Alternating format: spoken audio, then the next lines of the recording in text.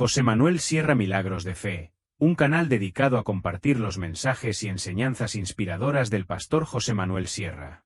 Aquí encontrarás reflexiones profundas sobre la fe, la esperanza y el poder de los milagros en la vida de los creyentes. A través de estos mensajes, descubrirás cómo vivir una vida cristiana plena, fortalecida por la gracia de Dios y el poder del Espíritu Santo. En este mensaje, quiero hablarles sobre un evento crucial en nuestra fe, el regreso de nuestro Señor Jesucristo. La Biblia nos da señales claras de los tiempos finales. Así como en los días de Noé, muchos vivirán con indiferencia y no creerán en las advertencias de Dios. Antes de su regreso, habrá una gran apostasía, un alejamiento masivo de la fe.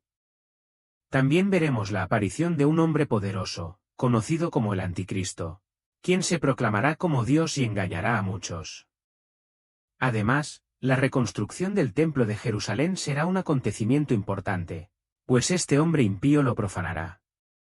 Pero en medio de toda esta oscuridad, tenemos la gloriosa promesa de que Jesucristo volverá, no como un cordero sacrificado, sino como un rey victorioso para derrotar al Anticristo y establecer su reino eterno. Este mensaje es un llamado a estar preparados, a fortalecer nuestra fe y a vivir cada día con la esperanza del regreso de nuestro Salvador. Cristo viene pronto. Mantengamos nuestras lámparas encendidas y nuestros corazones firmes en su promesa. Es decir, así como Jonás estuvo en el vientre del pez 3 días y 3 noches, yo, el Hijo del Hombre, estaré en el vientre de la tierra 3 días y 3 noches. Luego, esa señal no era para nosotros hoy en día, sino era la señal que iba a caracterizar la generación de los tiempos de Cristo. Y la señal de nuestra generación, ¿cuál es? Porque si no es la primera venida, si no es la muerte y la resurrección, ¿cuál es? ¿O cuáles son las señales, las características de nuestra generación? Dice la Biblia que una de las señales será como los días de Noé. ¿Conocéis a Noé? ¿Sabéis de quién hablo? Pobre hombre, ¿eh? 120 años predicando y no ganó ni a uno. Bueno, a sus hijos, su familia. 120 años diciendo que iba a llover y nadie le creyó. Qué bonito es cuando predicas algo y a la gente le gusta y la gente lo pone en práctica, es precioso. Pero qué terrible tiene que ser predicar y predicar y predicar y predicar y advertir y enseñar y exhortar y que no te hagan ni caso tú. Esa fue una de las características que este pobre hombre tuvo que aguantar. Al final, después de 120 años predicando, solamente entraron 8 personas al arca, 7 con él. Y el Señor dice, en los últimos tiempos, la sociedad será como los días de Noé. Indiferente. ¿Notáis indiferencia en España, hermanos, al Evangelio? ¿En Murcia qué tal? ¿Saben? Cuando llego a un sitio, siempre le pregunto a los hermanos o al pastor que me atiende o lo que sea, ¿cómo va la obra? ¿Cómo está la obra? Siempre hago la misma pregunta. Y la mayoría de las respuestas son generalmente siempre iguales. La gente pasa de todo. Hay indiferencia, hay apatía, hay frialdad, hay dureza de corazón. Sí, puedes tomarte un café con ellos, un cortado, pero amigo, en cuanto tocas el tema del Evangelio, se ponen en guardia, ¿sí o no? Es una de las características de los últimos tiempos: frialdad, corrupción, inmoralidad, apostasía, desorden, indiferencia. Vamos a ir a la palabra, por favor, a leer una porción que no tiene desperdicio, una porción extraordinaria que tenemos que tener muy presente nosotros en este tiempo en el que vivimos. Segunda de Tesalonicenses, capítulo 2, verso 1. Bueno, parece que ya se arregló un poco el tema, ¿no? Vamos a ver. Con respecto a la venida de nuestro Señor Jesucristo y nuestra reunión con Él, os rogamos, hermanos, que no os dejéis mover fácilmente de vuestro modo de pensar, ni os conturbéis, ni por espíritu, ni por palabra, ni por carta, como si fuera nuestra, en el sentido de que el día del Señor está cerca. Si esto lo escribió Pablo hace 2000 años y dice que estaba cerca, imagínate ahora 2000 años después, más cerca todavía, ¿no? Nadie os engañe en ninguna manera, porque no vendrá sin que antes venga la apostasía. Ay, amigo. una de las señales que vamos a ver.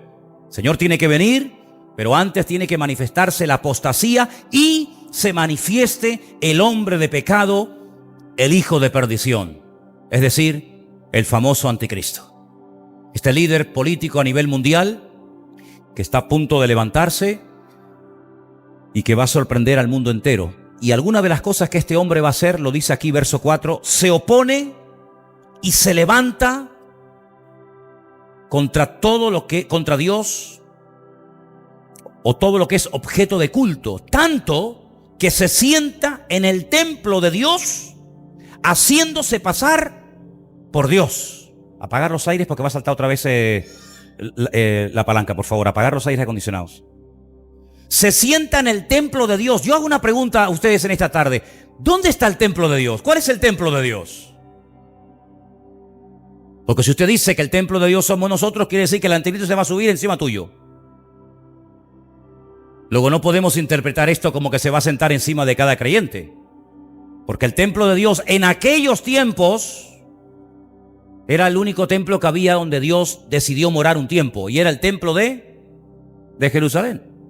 Pero usted dirá, pero hermano, pero si estamos leyendo que se va a sentar en el templo de Dios, haciéndose pasar por Dios, y hoy en día no existe templo en Jerusalén, ¿cómo se va a sentar en un templo que no existe?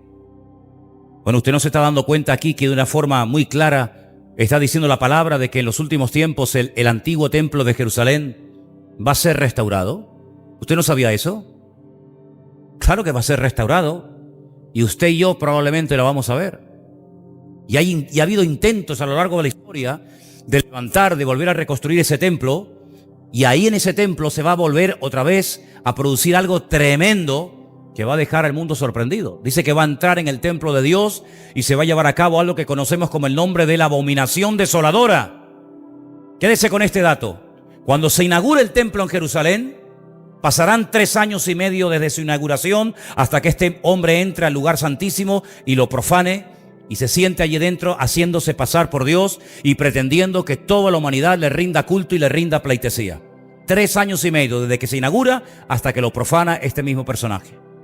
Pero dice aquí algo muy interesante. ¿No os acordáis que cuando yo estaba todavía con vosotros os decía esto? Verso 6. Ahora vosotros sabéis lo que lo detiene, a fin de que a su debido tiempo se manifieste. Porque ya está en acción el misterio de la iniquidad. Solo que hay quien al presente lo detiene hasta que él a su vez sea quitado de medio. Y entonces dice, y entonces se manifestará aquel inicuo a quien el Señor matará con el espíritu de su boca y lo destruirá con el resplandor de su venida. Inicuo cuyo advenimiento es por obra de Satanás con gran poder y señales y prodigios mentirosos. Y con todo engaño de iniquidad para los que se pierden, por cuanto no recibieron el amor de la verdad para ser salvos. Por esto Dios les envía un poder engañoso para que crean a la mentira, a fin de que sean condenados todos los que no creyeron a la verdad, sino que se complacieron en la injusticia. Miren, hermanos, esto es muy claro de entender. Se lo voy a resumir de esta siguiente manera. El Señor tiene que venir. Hay más de 150 versículos en el Nuevo Testamento que dicen que Jesucristo tiene que volver otra vez a este mundo. Más de 150 versículos. Pablo habla en más de 50 ocasiones acerca de este magno acontecimiento, la segunda venida visible del Mesías, donde dice la Biblia que todo ojo le verá, toda rodilla se doblará y toda lengua confesará, para gloria de Dios Padre, que Él es el Señor de señores y el Rey de reyes. Amén. Si quiere usted más datos, más información acerca de este acontecimiento, lea por ejemplo, Zacarías capítulo 14, donde dice que cuando el Señor Jesucristo venga, dirá, dice la Biblia, ¿dónde va a venir? Dice que pondrá sus pies sobre el monte de los olivos. ¿Dónde está ese monte? En Jerusalén. Pondrá sus pies sobre el monte de los olivos y el monte se partirá y se hará un valle inmenso y saldrán del interior de la ciudad de Jerusalén ríos de agua viva. Y allí entrará en juicio con las naciones, en fin, ya hablaremos en su momento de todo esto. Pero no puede venir al Señor hasta que se manifieste la apostasía y se dé a conocer al mundo entero el hombre de pecado, el hijo de perdición, el que vulgarmente conocemos con el nombre del anticristo. La Biblia no revela el nombre propio de este hombre, pero da más de 300 detalles acerca de cómo es o de cómo será, para que cuando aparezca en escena mundial, usted sepa reconocerlo y no se deje engañar. Porque dice la Biblia que una de las artimañas que utilizará será precisamente el engaño, la manipulación. Y la gente está tan deseosa de cambios, las naciones están tan hartas de ser engañadas, que en cuanto aparezca una persona que aparentemente viene ofreciendo verdades, la gente va a ser seducida y engañada de una forma tremenda, como nunca antes en la historia. Será un hombre con un carisma sin precedentes. No ha habido ningún líder mundial a lo largo de la historia, olvídese de todo lo que usted conoce ahora mismo, que le llegue ni la suela del zapato en lo que es carisma, elocuencia, presencia, e incluso un hombre que le caerá de momento bien a todo el mundo, cosa que, como usted sabe muy bien, es muy difícil o prácticamente imposible. Porque caerle bien a todo el mundo, ni el mismo Señor Jesucristo le cayó bien a todo el mundo, como usted bien sabe. Pero el anticristo tendrá un carisma, un imán, un magnetismo tan espectacular que le caerá bien a los judíos y también a los árabes y a algunos cristianos también, y a los de derechas y a los de izquierda. Le caerá bien a todo el mundo, porque es un hombre que viene con respuestas, que viene con soluciones, no con promesas que luego no cumple. Y por eso dice el Señor en más de una ocasión: cuidado, cuidado, no se deje de engañar, cuidado con las falsas unciones, cuidado con los falsos mesías. Porque dice la Biblia que llegará un momento en el que el mundo estará clamando a gritos que se levante ya, por favor, alguien que arregle la economía, que arregle el desorden, que arregle el caos. Y este hombre viene teóricamente a solucionarlo todo. Permítame, hermanos, si usted se ofende por esto que le voy a decir ahora, pero estamos rodeados de políticos que son una pandilla de inútiles, la mayoría de ellos. La mayoría de los políticos, por lo menos que tenemos en España, la mayoría son unos inútiles. La mayoría de los políticos que hay hoy en día en el mundo son de muy bajo nivel. De muy bajo nivel. Personas que no les cuesta nada prometer y hablar y tratar de levantar una falsa expectativa, pero que a la hora de la verdad el resultado, el fruto que dejan es muy malo o prácticamente ninguno. Sin embargo, este hombre dice que tendrá poder, tendrá autoridad, Satanás lo va a ungir, Satanás lo va a respaldar, el infierno lo va a apoyar de tal manera que, repito, le caerá bien a mucha gente. Y vendrán un tiempo, dice la Biblia, lo hemos leído, de gran apostasía. ¿Eso qué es? ¿Qué es la apostasía? Bueno, la Biblia nos enseña que la apostasía es, en primer lugar, se produce en un ambiente de caos, de desorden, de disturbios, de violencia, de agresividad, pero dice también de enfriamiento. ¿Han leído esa palabra ustedes en la Biblia? Y por haberse multiplicado la maldad, el amor de muchos se enfriará.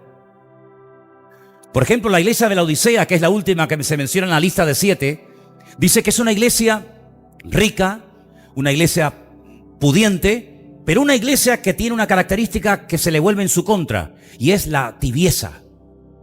El Señor Jesucristo dice: no sois ni fríos, no sois ni tibios. Permítame, ¿conocen hermanos así? ¿Conocen creyentes así? ¿Conocen ministerios así? ¿Conocen denominaciones así? Cantidad, hermanos. Vivimos en unos tiempos de una apatía, de una indiferencia.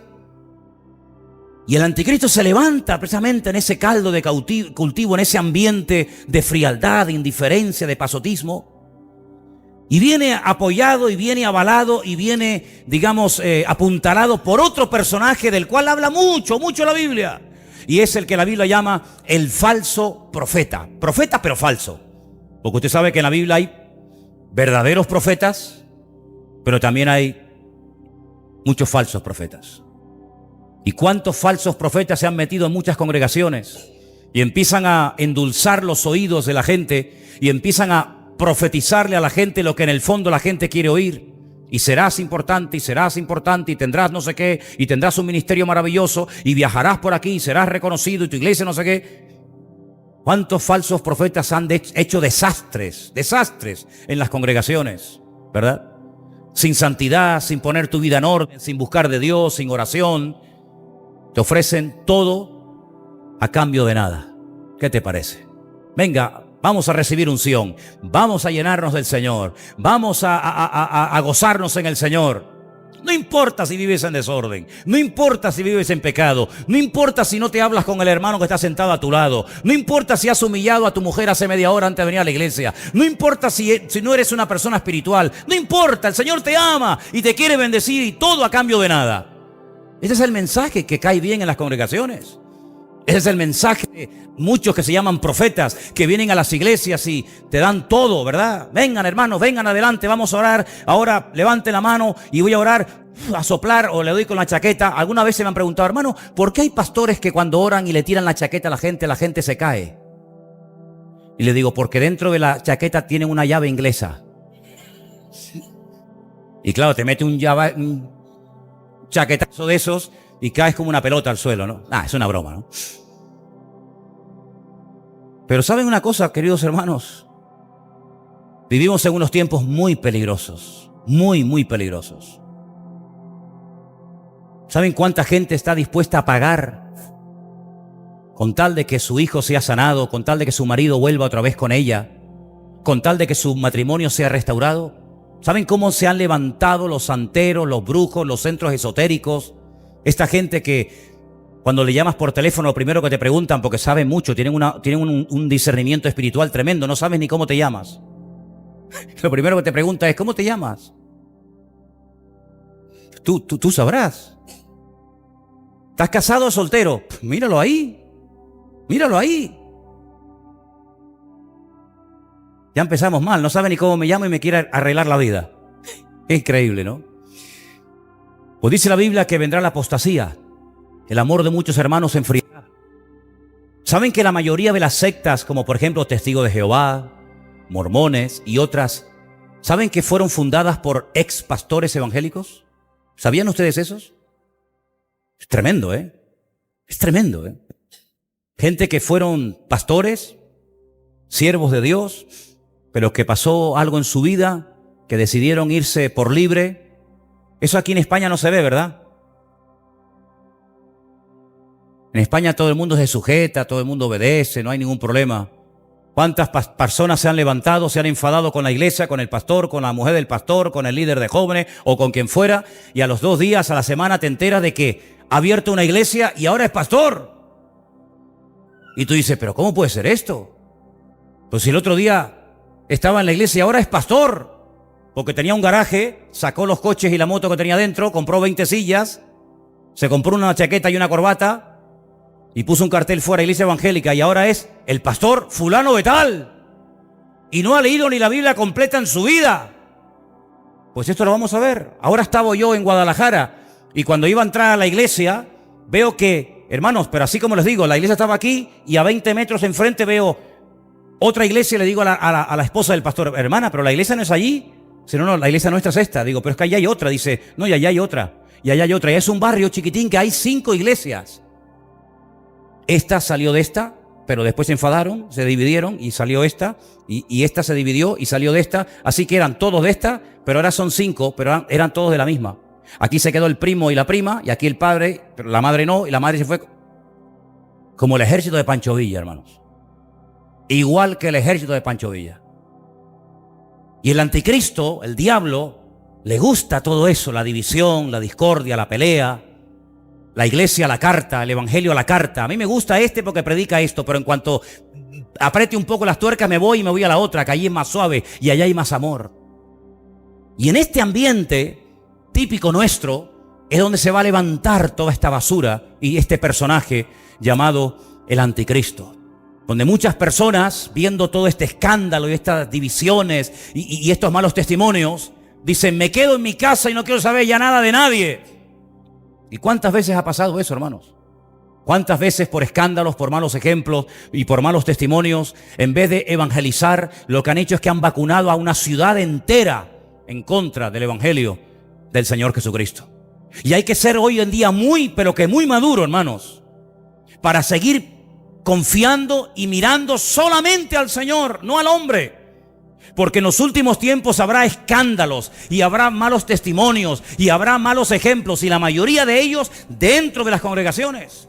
Por eso yo les animo a todos y a cada uno de ustedes a que oremos y busquemos la santidad y busquemos en Dios, en su palabra. Porque en los últimos tiempos vamos a oír cosas súper extrañas. No me hace mucha gracia anunciar lo que voy a decir ahora, pero para que veáis lo que os estoy diciendo. ¿Saben las iglesias que más están creciendo hoy en día en los Estados Unidos? Iglesias evangélicas nudistas. Y dice, bueno, ¿y cómo se puede basar una iglesia en ir todos desnudos al culto? Y no es por el calor, sino porque en la puerta de la iglesia tienen un versículo que dice, despojaos del viejo hombre.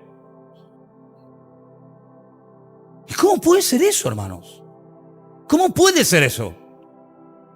Por eso los que antiguamente que oraban poco y conocían poco de la Biblia y escapaban, ya se acabó ese tiempo, hermano.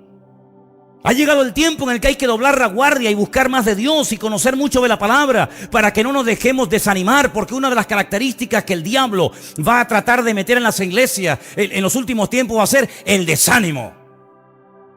El tirar la toalla, el ya no aguanto más, el ya no peleo más, el ya no busco más de Dios. Y yo les digo que lo que nosotros necesitamos más que nunca es doblar la guardia, orar, esforzarnos, pelear la buena batalla, porque el Señor quiere avivar a su pueblo. ¿Cuántos dicen amén?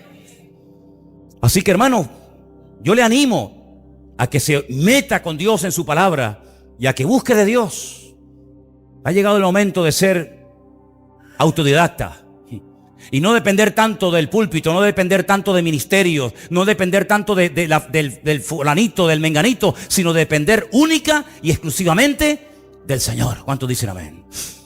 Y una de las cosas que va a entrar en crisis en los últimos tiempos es la santidad. La santidad. ¿Qué es la santidad? Vivir en orden. Eso es la santidad. No es tener cara de santurrón y hablar bajito. Y cuando uno va a orar, Padre Celestial, te pedimos que tú... No es nada de eso místico. Es vivir una vida en orden, una vida como dice la palabra de Dios, perdonando cuando hay que perdonar, humillarnos cuando hay que humillarnos, orar cuando hay que orar. En otras palabras, ser como Dios manda, decentemente y con orden. ¿Cuántos dicen amén? Y cuando todo este caos se produzca y este hombre se levante y parece como que todo va tan bonito, hermano, se va a dar la vuelta a la tortilla. Y por eso vemos en la Biblia caballos que van cambiando de colores. Y es como una forma indirecta de decirte que lo que empezó muy bonito va a terminar fatal. Y aquel templo que llevan tantos siglos orando para que se reconstruya va a ser profanado y comenzarán las cosas a ponerse difíciles y este hombre va a ser de las suyas. Y entonces nos dice la palabra de Dios que en aquel tiempo el pueblo que conoce a Dios se esforzará, el pueblo que tiene sus raíces en la palabra de Dios soportará y podrán caer por un lado y por otro, pero los que tengamos la mirada y la confianza puesta en el Señor permaneceremos fieles y firmes hasta la muerte. Y bueno, hermanos, al final de los tiempos, cuando ya el mundo esté ya de mal en peor, cuando ya incluso el mismo pueblo de Israel, que ha ganado todas las guerras que ha librado, en los poquitos años que tiene como nación ahora en esta última etapa moderna, todas las veces que le han atacado siempre ha salido vencedor, nunca ha perdido. Hombre, claro, ha habido víctimas, ha habido bajas humanas, pero siempre ha ganado. Pues llegará un momento cuando el mismísimo pueblo de Israel, un país tan pequeño pero tan poderoso al mismo tiempo, en todos los aspectos, se verá con la soga al cuello. Y aquellos que le han tratado de favorecer y de ayudar y de apoyar lo dejarán más solos que la una. Y se llevará a cabo una tremenda batalla en un valle hermoso, se llama el Valle de Jezreel o el Valle de Megiddo. Y allí millones y millones de seres humanos pelearán los unos contra los otros. En aquel valle donde Napoleón dijo, cuando llegó, desembarcó en Jafo, y llegó a aquel valle, dijo, este es el valle perfecto para librar a cabo una gran batalla. En ese valle se llevará una batalla sin precedentes. Israel será atacada por tierra, por mar, por aire. Árabes, europeos, de todas las naciones de la tierra irán y pelearán en ese valle. La sangre dice que llegará hasta la altura de los frenos de los caballos. Cuando la guerra se termine estarán más de 7 años quemando armamento, 7 meses enterrando muertos, una masacre sin precedentes. Y será en aquel momento cuando el pueblo de Israel se vea con la soga al cuello, cuando dice la Biblia que mirarán al que traspasaron y lo verán venir en la nube, y el Señor Jesucristo pondrá sus pies sobre el monte de los olivos y reinará sobre la casa de Jacob para siempre, y su reino no tendrá fin. ¿Cuántos dicen amén? Así que vamos a entrar en unos tiempos muy complicados. Vamos a entrar en unos tiempos donde aparentemente como que no está pasando nada, pero hermano, este mundo es un polvorín que en cualquier momento explota y sale todo por los aires. Y por eso una de las cosas que yo quiero pedirles a todos y a cada uno de ustedes en esta tarde es que, hermanos, vivan una vida cristiana consecuente. No vivan desde la teoría, no vivan vidas light. Me congrego cuando quiero, leo cuando quiero, hago lo que me da la gana, pero el Señor sí, que siempre me bendiga, que siempre me ayude, que siempre me respalde. No, hermano. Ha llegado el momento de verdad de vivir vidas santificadas, vidas comprometidas, vidas donde vamos en serio con el Señor, peleando no cualquier batalla, no metiéndonos en historias y después pidiendo, Señor, socorro, ayúdame, que me he metido en otro lío, sino peleando la buena batalla, como dice la Biblia. Y consultando, por favor, consultando, no informando, que no es lo mismo, aparentemente, pero no es lo mismo, ¿eh? No es lo mismo que un hijo te llegue y diga, papá, que mañana me voy de casa. No es lo mismo que te diga un hermano, hermano, ora por mí que mañana voy a hacer un negocio. No es lo mismo informar que consultar. En el fondo, ¿qué es lo que queremos hacer, hermanos? ¿Nuestra voluntad o la voluntad del Señor? Nuestra voluntad puede estar equivocada, ¿sí o no? Pero Romanos 12:1 dice, presentad vuestros cuerpos en sacrificio vivo. Bueno, previamente dice, no os conforméis. No seáis conformistas, ¿eh? No os conforméis a este siglo, sino renovaos por medio de la renovación de vuestro entendimiento para que podáis comprobar la buena voluntad de Dios, que es santa, agradable y perfecta. Por eso es muy bueno consultar a Dios. Señor, ¿qué opinas tú de esto? Señor, ¿compro o vendo? ¿Me voy o me quedo? ¿Me levanto o me siento? ¿Hablo o me callo? Consultar con Dios. No te fíes, no te apoyes en tu propia prudencia. Fíate del Señor de todo tu corazón. Encomienda al Señor tu camino, confía en Él y hará. ¿Qué te voy a decir yo que no sepas? Pero consultar con el Señor. No tener fe en la fe, porque hay creyentes que tienen mucha fe, pero en su fe. ¿Me entendéis? Tengo una fe tan grande que creen que la fe es la llave maestra, que le abre todo a vida y por haber, y que Dios está a tu entera disposición 24 horas al día, como el cajero de la Caixa. Que llegas a las 3 de la mañana y sacas dinero, o a las 2, o a las 10. No. Somos nosotros los que tenemos que estar a la entera disposición y el servicio del Señor 24 horas al día, ¿sí o no? Por supuesto, hermano, por supuesto. Y si el Señor cierra una puerta, no te enfades. Si no se dio aquello que tanto anhelabas tener, no pasa nada. Sabe Dios, el Señor cerrándote aquella puerta, de menudo lío te libró. ¿Cuántos dicen amén? ¿No dice Eclesiastés que mejor el fin del negocio que el principio del mismo? Algunos se alegran cuando empiezan el negocio, otros se alegran cuando, por fin me quité este rollo de encima.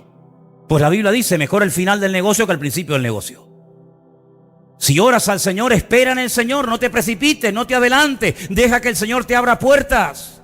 No las abras tú con tu sabiduría humana, con tu experiencia, con tu no sé qué, sino espera en el Señor. Y si no se abre la puerta, no pasa nada. El Señor tiene algo mejor. ¿Cuántos dicen amén? El Señor siempre tiene lo mejor para nuestra vida. Él sabe lo que te conviene y lo que no te conviene. Lo que ahora crees que puede ser lo mejor de tu vida, mañana ándate con ojo que puede ser lo peor de tu vida. Como alguien dijo, y hermano, no me refiero a vosotros, creedme. El matrimonio puede ser la clave o el clavo. Yo confío que sea la clave. Confío que sea la clave y no el clavo. El mismo Señor Jesucristo dice que por lo que padeció, aprendió obediencia. Lo dice el libro de Hebreos, ¿lo habéis leído? Aunque era hijo, por lo que padeció, aprendió obediencia. Es decir, que el ser hijo de Dios no significa que podía hacer, con todo respeto, lo que le daba la gana. Sino él llegó a decir, lo que yo hago, lo que yo digo es lo que mi padre me dice que haga y que diga. Y había momentos cuando permanecía con la boca cerrada. No porque no tuviera cosas que decir, cuidado, sino porque no era el momento de hablar, porque el Padre no le decía que hiciera nada o que no hablara. Por lo tanto, nosotros tenemos que aprender a esperar en Dios. Y si hay un momento en tu vida en el que te encuentras en estos tiempos difíciles, en los que estamos viviendo en una batalla, porque parece, no sé por qué, como que siempre tenemos que estar haciendo algo. Somos incapaces de estar tranquilos sin hacer nada. Algunos se ponen muy nerviosos cuando no hacen nada. Y el mismo Señor Jesucristo tuvo que ir una noche a un huerto, el huerto de Getsemaní, a decirle al Padre algo muy interesante y que le salió muy bien. Padre, pasa de mí esta copa, pero que no se haga mi voluntad, sino la tuya. Y es la primera vez, y corregidme si me equivoco, que pidió oración. ¿Tú has pedido alguna vez oración a alguien? Qué bonito es saber que alguien siempre está orando por nosotros, ¿verdad? ¿Cómo se nota? ¿Cómo noto yo? Lo digo de verdad, ¿Cómo noto yo cuando ustedes oran por mí? Y todos ahora están contentos y orgullosos, ¿no? Pero ¿saben qué? ¿Cómo noto yo cuando no estáis orando por mí, ¿Cómo lo noto, Sobre todo Elena. Sobre todo Elena. Dice, hermano, orad por Manolo. Que no hay quien lo aguante. Pedro, Jacobo, Juan, ¿podéis orar por mí esta noche que mi alma está triste hasta la muerte? Tú, Señor, tú, pedid mi oración a mí. Pero, Señor, qué humildad de parte del Señor, Orar por mí. El creador del universo, el rey de reyes, el señor de los señores, el salvador del mundo, pidiendo a sus discípulos que oraran por él. ¡Qué acto de humildad tan tremendo! Alabado sea Dios. No dijo, ¿cómo estás? Yo bien, bien. Como alguna gente, ¿cómo estás? Yo bien, bien, todo bien. Y después están hechos polvo por dentro. Señor no vivía de apariencias. No hay que vivir de apariencias. Si hay que pedir oración, pide oración, hermano. Y cuando hay que dar testimonio, dé testimonio, no pasa nada. Y se le quedaron dormidos, sabemos la historia, ¿verdad? Qué tremendo. Pero hermano, estamos en unos tiempos en los que necesitamos orar mucho los unos por los otros. Porque dice la Escritura, y usted lo sabe bien, que el juicio por donde va a comenzar la zaranda, la limpieza va a ser por la casa de Dios. Porque el Señor no viene a buscar una iglesia en cualquier condición. El Señor, que yo entienda, viene a buscar a una iglesia sin mancha y sin arruga.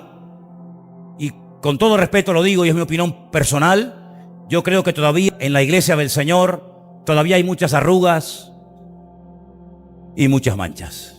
¿Sí o no? Las arrugas, ¿por qué salen? ¿Qué tiene que hacer uno para que salgan arrugas? Díganme, sí. Nada, ¿no? Las arrugas vienen porque uno se va haciendo mayor, ¿sí o no? Pues si el Señor viene a buscar una iglesia sin arrugas, es porque quiere una iglesia joven, una iglesia renovada, no una iglesia vieja, una iglesia enferma, una iglesia en una pésima condición. Viene a buscar una iglesia con vitalidad, no viene a buscar una iglesia medio moribunda, media muerta. Viene a buscar una iglesia renovada y viva. ¿Cuántos dicen amén? ¿Y qué tiene que hacer uno para mancharse? Hombre, para limpiarse uno tiene que hacer muchas cosas. Pero ¿y para mancharse? Nada. Hermanos, cuando a veces veo la basura que se acumula a lo mejor en un día limpiando la casa, digo, ¿y cómo entró tanta suciedad a la casa? Es que entra la suciedad, es que las cosas se manchan solas. Se manchan solas, hermano. ¿Usted se baña de vez en cuando, sí o no? ¿Sí o no? Hombre, pero no. Si no, encendemos los aires otra vez. Y los dientes hay que lavarlos de vez en cuando, ¿no? Y perfume, esas cosas, ¿sí o no? No diga, el Señor es mi pastor, nadie faltará. Sí, pero un baño te hace falta, Un baño de... Señor viene a buscar una iglesia sin arrugas, renovada, joven, vital y sin manchas. Y nos manchamos cuando nos metemos donde no tenemos que meternos. Y hermanos, por eso tenemos que pedir cada día, Señor, limpia mis ojos. Limpia, porque son las ventanas del alma. Y lo que entra por los ojos domina el corazón. Qué gran verdad decía el Señor cuando dijo, si tus ojos te dominan, querido, y no los puedes controlar, mejor arráncatelos, que mejor es entrar tuerto que no entrar. Limpiarnos de toda inmundicia, limpiarnos de tanta basura. Hoy en día el diablo lo ha puesto tan fácil, que no hay que salir de casa para pecar. Ya en un aparatito que llevamos todos en el bolsillo, ya llevas ahí una bomba de relojería. Y nuestros teléfonos no son kosher, Ahí tienes todo lo que quieras. Y hay que tener mucha madurez y mucho temor de Dios para decir, esto no conviene, esto no es de Dios. Y cuando una persona es madura, tiene que tener, dice que por el uso y por la práctica, dice Hebreos, los sentidos desarrollados de tal manera que sabe discernir, sabe interpretar en todo momento lo que conviene de lo que no conviene. ¿Y quieres saber si eres maduro? ¿Quieres saberlo, hermano y hermana? ¿Quieres saber si has crecido y madurado en el Señor? ¿Qué haces cuando nadie te ve? Cuando no tienes al que te hace sombra, al que te vigila, cuando nadie te ve. Bueno, quiero decirte que cuando nadie te ve, siempre hay alguien que te ve. Y son los ojos del Señor. ¿Qué haces cuando estás solo? Ay, hermanos, Vivimos en unos tiempos difíciles y peligrosos porque una de las cosas que estamos viendo de una forma tremenda es ver que el elemento básico que sustentó a la humanidad durante décadas y generaciones, como era la familia, se está desmoronando de una forma terrible. La familia ha entrado en crisis. Y hoy en día un padre que le llame la atención a un hijo, a una hija por algo que está haciendo o mal, o viendo haciendo mal, puede terminar siendo denunciado por su propio hijo y puede terminar perdiendo la patria potestad y la custodia de sus propios hijos. ¿Qué te parece, amigo? El mundo al revés. El mundo al revés. Donde antes llovía, ahora hay sequía. Donde antes no llovía, ahora hay inundaciones. Donde antes nevaba, ahora hay calor. Donde antes había calor, ahora nieva. Antes mandaban los padres y tenían autoridad sobre los hijos. Ahora son los hijos los que dicen a papá, papá, cállate que tú no sabes nada. ¿O no te ha pasado eso? Antiguamente se decía, cuando los mayores hablan, los niños se callan. Ay, amigo, no se te ocurra decir eso, Porque hoy en día es al revés. Mamá, que tú no sabes nada, que tú no sabes nada. Y el padre tiene que callarse hasta que el mocoso termine de hablar y termine de opinar. Sin embargo, en la Biblia nuestra dice que los que tienen que honrar son los hijos a los padres y no los padres a los hijos. Eso dice la Biblia. Pero vivimos en tiempos donde los principios se han perdido. Cuando miras a una persona, lo tienes que mirar muy bien de arriba abajo porque no sabes con quién estás hablando. Si lo tratas de él o de ella o no sé de qué. El otro día yo hablaba con una persona y lo estaba tratando como una mujer. Y después resulta que le miré así las manos y digo, ahí va. Este me da un guantazo y me parte a la mitad. Y era un hombre, tú. Pero cualquiera dice algo acerca de eso. Cualquiera dice algo. Ahora yo iba en el barco a la península y durante la noche hacían espectáculos en un barco donde uno va a lo que va, de drag queen, de homosexuales, de lesbianas allí delante de los niños, delante de todo el mundo como si nada. Y la gente aplaudiendo y participando. Algo terrible, algo terrible. Pero no digas nada en contra de eso, porque estás caducado. Eso es de la época de antes. Ya hoy en día todo ha cambiado y diferente. Hermanos, nuestro patrón, nuestra regla de conducta es la palabra de Dios. Y Dios ama a todo el mundo, claro que sí, faltaría más. Ama a los asesinos, ama a los violadores, ama a todo el mundo. Pero lo que no ama a Dios de nadie es su desorden y su pecado. Y por eso tuvo que venir el Señor Jesucristo a este mundo, para restaurarnos, para ayudarnos, para bendecirnos. Y el cambio empieza cuando tú reconoces que necesitas cambiar. Porque el único que nos puede cambiar, dicho sea de paso, es nuestro Señor Jesucristo. Quiero terminar diciendo algo. Señor Jesucristo dijo antes de marcharse de este mundo algo muy importante. Dice, mi paz os dejo, mi paz os doy, no como el mundo la da. Eso quiere decir que vamos a tener que recurrir mucho y pedirle la paz, el equilibrio al Señor para poder vivir vidas cristianas victoriosas y bendecidas en los últimos tiempos. Y ha llegado el momento, hermanos, cuando el Señor nos ha demostrado muy claramente algo que yo creo que tenemos que tener grabado a fuego en nuestros corazones, y es que Dios es fiel y nunca abandona a sus hijos. ¿Cuántos dicen amén? Dios es tremendamente fiel. Te pueden tirar, te pueden botar de un trabajo, puedes perder amigos, puedes perder salud, te pueden engañar, te pueden calumniar, lo que tú quieras. Pero nuestro Dios ha prometido estar con nosotros todos los días hasta el fin del mundo. Y solamente quiero recordarles algo que ustedes saben ya y conocen perfectamente. El pueblo de Dios estaba acampado en un momento determinado en el desierto. Era un tiempo muy complicado. Habían salido de un tiempo de esclavitud, de opresión, de tortura terrible, y se aventuraban a una aventura, a un país nuevo, desconocido, pero un país donde Dios quería que entraran. Y estaban en terreno de nadie, estaban en el desierto, ni entramos ni salimos, estamos aquí, ¿ahora qué hacemos? El Señor les dio instrucciones, les dio palabras, les dio exhortaciones, les dio mandamientos, en fin, todo lo que ustedes saben. Pero un día apareció por el campamento unas personas, un pueblo que engañaron, un pueblo que mintieron diciendo que eran de muy lejos, de muy lejos. Dice, mirá cómo vestimos. Cuando salimos de nuestra casa, nuestras ropas estaban nuevas, intactas, y mira, ahora son harapos. Y cuando salimos de nuestras casas, nuestro pan estaba calentito, recién sacado del horno, y ahora está mohoso, ahora está malo. Por lo tanto, no tengáis miedo, no somos vecinos vuestros, venimos de lejanas tierras y queremos pactar con vosotros, queremos adaptarnos a vuestra cultura, queremos ser amigos. Y Josué, que no era un tonto, que era un hombre que había estado 40 años aprendiendo nada más y nada menos que de Moisés, el gran varón de Dios, dice que pactó con ellos. Y le dijo, bueno, pues si son de lejos y no son enemigos y no vienen con malas intenciones, pues venga, vamos a llevarnos bien. La Biblia dice que todo tenemos que ponerlo delante de la presencia del Señor, esperar una respuesta de parte de Dios, consultar con el Señor, etcétera, etcétera. Por no consultar con el Señor, metieron la pata. Pactaron con el enemigo. Al día siguiente se enteraron de que de lejanas tierras nada, vivían al lado de ellos.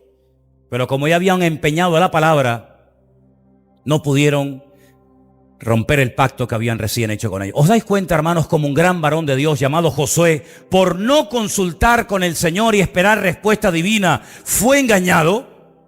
¿No te das cuenta que en los últimos tiempos nosotros también, si no ponemos nuestra confianza y nuestra mirada única y exclusivamente en el Señor, en su palabra, también podemos ser engañados?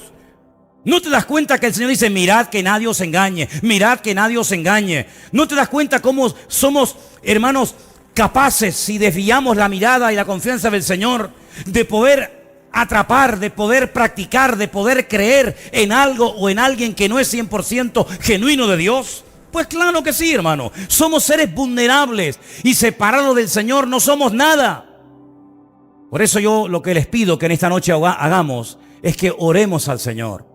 Y le pidamos al Señor, Señor, dame sabiduría. Quita de mi camino gente que me viene a enredar, a hacerme perder el tiempo, a robarme bendición. Pero Señor, también te pido que pongas en mi vida y en mi camino a gente que me vengan a aportar algo positivo a mi vida, Señor. No perdamos el tiempo, hermano. Sobre todo a los jóvenes les pido, por favor, no pierdan el tiempo.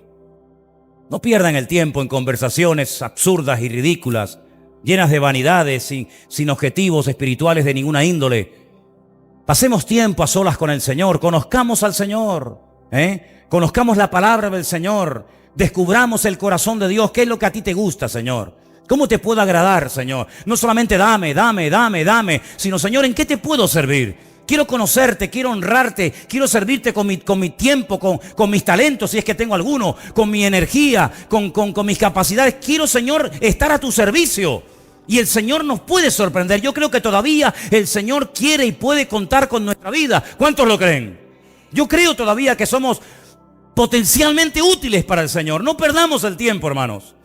Consultemos con Dios. Y estoy plenamente convencido de que si ya hemos entrado en este callejón sin salida llamado últimos tiempos o tiempos finales, el Señor nos va a guardar. El Señor nos va a proteger. Dice, porque aunque tenemos poca fuerza, si nos mantenemos fieles al Señor, Él y solamente Él nos guardará de la hora de prueba que ha de venir sobre todas las naciones de la tierra. ¿Cuántos dicen amén? Cierra tus ojos ahí donde estás, hermano, por favor. Vamos a orar. Pidámosle al Señor sabiduría. Pidámosle al Señor que abra nuestros ojos, que hoy se ha cantado esa canción, abre mis ojos, Señor, para que no seamos víctimas de falsas enseñanzas, de falsas doctrinas, de historias extrañas y raras que aparentemente suenan muy bonitas, pero que su fin son muerte. Que verdaderamente, hermanos, a estas alturas de nuestra vida, que ya han pasado ya unos cuantos años, podamos tener las cosas claras y sobre todas las cosas saber quién es nuestro Dios. Conozcamos más de nuestro Dios, sirvámosles mejor y pidámosle juntos al Señor en esta noche que Él nos guarde y nos ayude y nos bendiga en esta noche y en esta semana y a lo largo de nuestra vida. Bendito sea tu nombre, Dios Todopoderoso, Dios del cielo y de la tierra. Invocamos tu nombre en esta noche y pedimos, Señor, que nuestra vida sea una vida útil, que el propósito por el cual tú nos creaste, Señor, se cumpla 100% en nuestra vida. Quita de nosotros lo que no te agrade, Señor. Abre nuestros ojos para que podamos, Dios mío, estar atentos, velando, orando, sabiendo en todo momento, Señor, que las profecías se están cumpliendo de una forma tremenda, que tú te acercas, que tú vienes pronto a buscar a tu pueblo sin mancha y sin arruga. Quita de nuestra mente malos pensamientos, quita de nuestro corazón las malas inclinaciones, porque perverso y maligno es el corazón. Señor, te rendimos nuestra vida, te rendimos nuestra juventud, nuestra adolescencia, nuestra familia. La ponemos ante los pies del Señor y pedimos, Señor, que nos guardes de estos tiempos difíciles en los cuales estamos viviendo, Señor. Extiende tu mano, Señor, y levanta tu iglesia con poder. Aviva tu obra, Señor. Y permite tú, Señor, que hasta el último momento de nuestra existencia, nuestra vida sea una vida de bendición, una vida útil y una vida, Señor, que te glorifique a ti, Señor. Gracias te damos porque sabemos que contamos con tu ayuda, contamos con tu respaldo y pedimos, Señor, que tú nos guardes a todos y a cada uno de nosotros en el bendito y poderoso nombre de Jesús. Amén. Y amén. Nos ponemos de pie, hermanos, en esta noche, por favor.